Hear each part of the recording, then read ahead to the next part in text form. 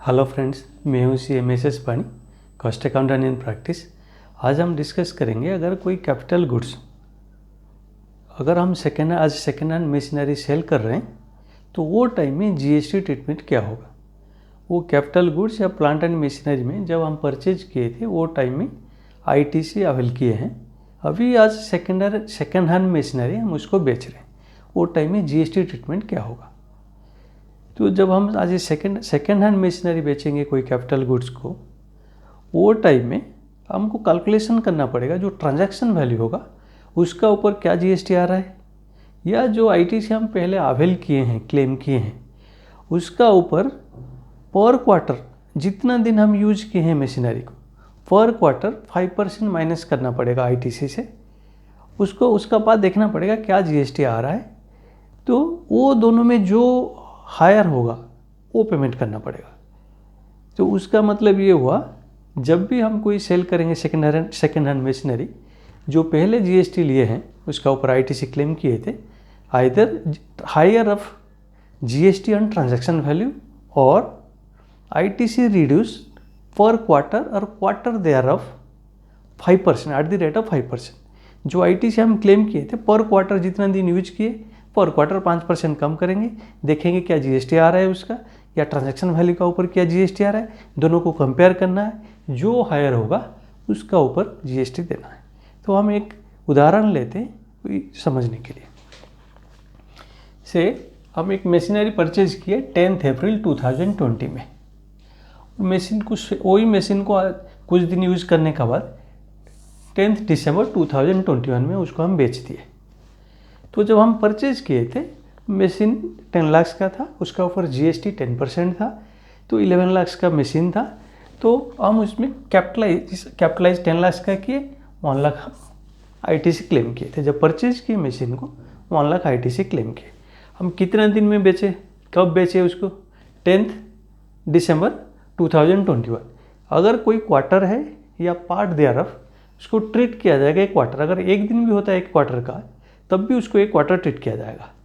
तो हम कितना क्वार्टर यूज किए, कितना क्वार्टर यूज करने के बाद मशीन को बेचे, तो हम 2021 10 अप्रैल 2020 से 31 मार्च 2021 पूरा ईयर यूज किए, तो 4 क्वार्टर्स हो गया। क्वार्टर और क्वार्टर देयर ऑफ, एक क्वार्टर का एक दिन होने से भी एक क्वार्टर ट्रीट किया जाएगा।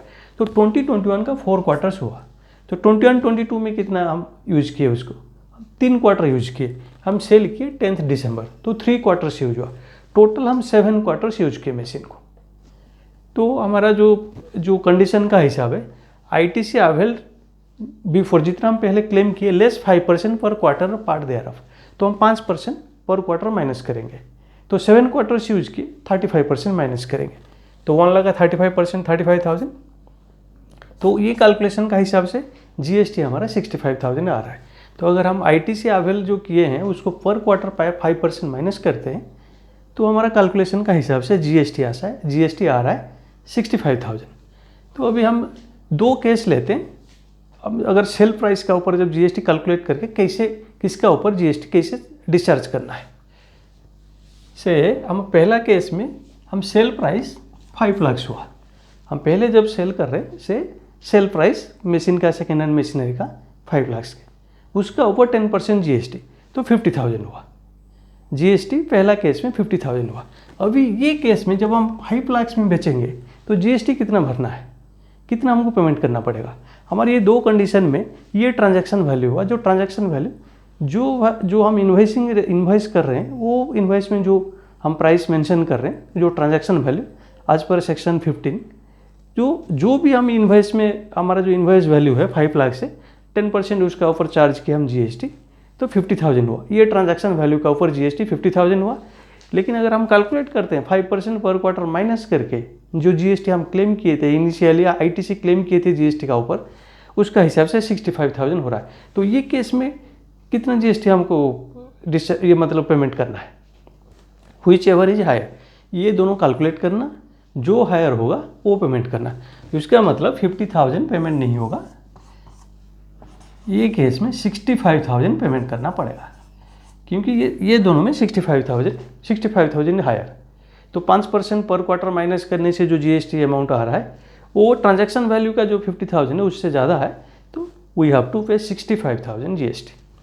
सेकेंड केस से वो मशीन को हम 8 लाख में बेच रहे हैं प्लस GST। अगर हम 8 लाख में बेच रहे हैं उसको GST 10%, तो GST हुआ 80,000 एज पर ट्रांजैक्शन वैल्यू। मेरा ट्रांजैक्शन वैल्यू का ऊपर कैलकुलेशन करने से 80,000 GST आ रहा है। तो ट्रांजैक्शन वैल्यू का ऊपर 80,000 आ रहा है। अगर मैं वो 5% पर ITC से माइनस करता हूँ यूज का हिसाब से कितना, ये तो मेरा 65,000 आ रहा है। तो ये दोनों में कौन सा हायर है?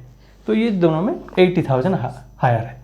तो ये केस में, ये सेकेंड केस में GST वी हैव टू पे 80,000 नॉट 65,000।